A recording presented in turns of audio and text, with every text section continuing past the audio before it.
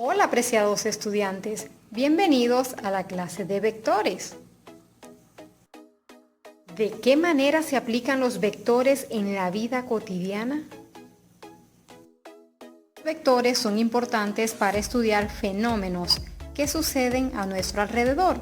Con ellos podemos explicar por qué si elevamos una cometa cuando el viento está soplando en contra y empezamos a correr para mantenerla en el aire, esta retrocede al punto en que la cuerda con la que sostenemos queda inclinada hacia atrás.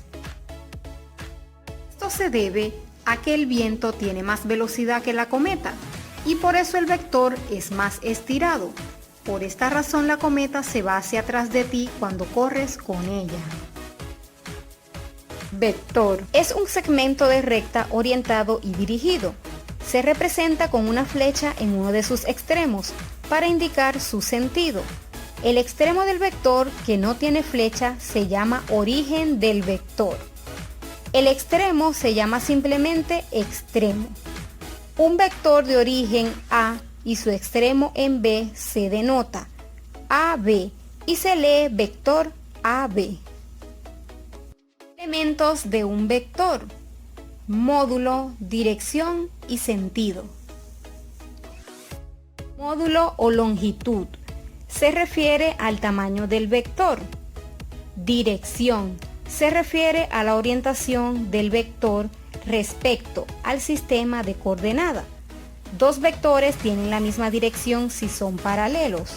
Dos vectores son opuestos si tienen el mismo módulo, la misma dirección y sentidos diferentes. Sentido se refiere a la orientación del vector indicado por la cabeza de la flecha del vector. Un vector queda determinado por su módulo, dirección y su sentido. Si se le añade su origen, que en ocasiones se le llama punto de aplicación, entonces el vector se llama vector fijo. Si un vector no es fijo, se llama vector libre. Representar vectores en el plano. Gráficamente, un vector se representa como una flecha ubicada en un eje de coordenadas. En esta flecha podemos identificar cada uno de los elementos que lo conforman. Ejemplo, ubicar los siguientes vectores en el plano cartesiano. Las componentes del vector A: x5, y0. Vector B: x0, y-4. Vector C: x-3, y-5. Vector D: x-4, y4. Operaciones con vectores. Adición. La operación de suma de dos o más vectores da como resultado otro vector.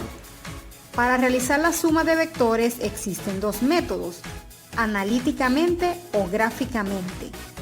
Método analítico. Para conocer el vector suma de A más B, solo tenemos que sumar respectivamente las componentes de X y las componentes de Y. Si tenemos más de dos vectores, procedemos de la misma forma. Método del paralelogramo.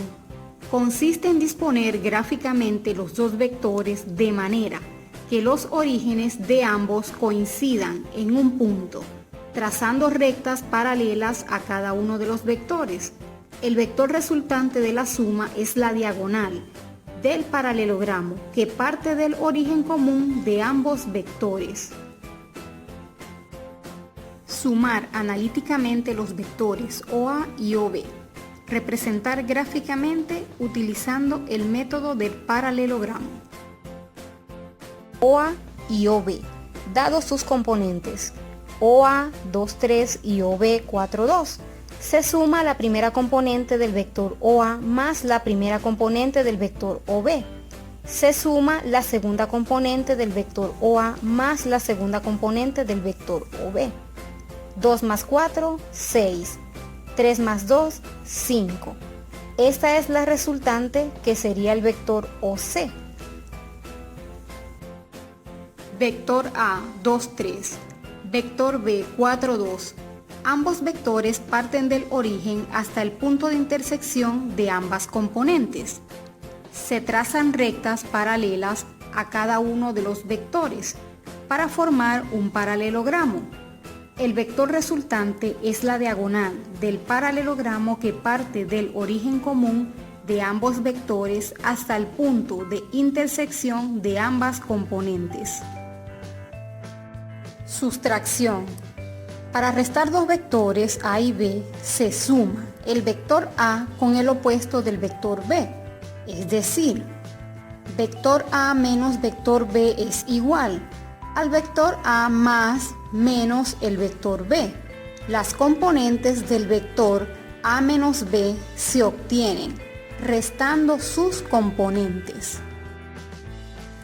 Representar gráficamente los vectores A, 2, 3, B, menos 1, 3. Vector A, 2 menos menos 1 es igual a 3. Vector B, 3 menos 3 es igual a 0. La resta del vector A menos B es igual a 3, 0. Representamos gráficamente utilizando el método del triángulo. Vector A, 2, 3. Vector B, menos 1, 3. Ambos vectores parten del origen hasta el punto de intersección de ambas componentes. Luego se traza el vector resultante de A menos B formando un triángulo. Multiplicación de un vector por un escalar. Multiplicar un número k por un vector A. Se obtiene el vector Ka. Esta operación se denomina producto de un escalar por un vector. Si k es positivo, entonces los vectores A y Ka tienen la misma dirección. Si k es negativo, entonces los vectores A y Ka tienen direcciones opuestas. Vector B. Dadas las componentes 3 y 1, hallar la gráfica de los vectores 3 por B y menos 3 por B. 3 por menos B es igual a 3 por 3, 9. 3 por 1, 3. Graficamos el vector desde el origen hasta la intersección de los puntos 9 y 3. Menos 3 por B, menos 3 por 3, menos 9. Menos 3 por 1, menos 3. Graficamos el vector menos 3 por B desde el origen hasta la intersección de los puntos menos 9, menos 3.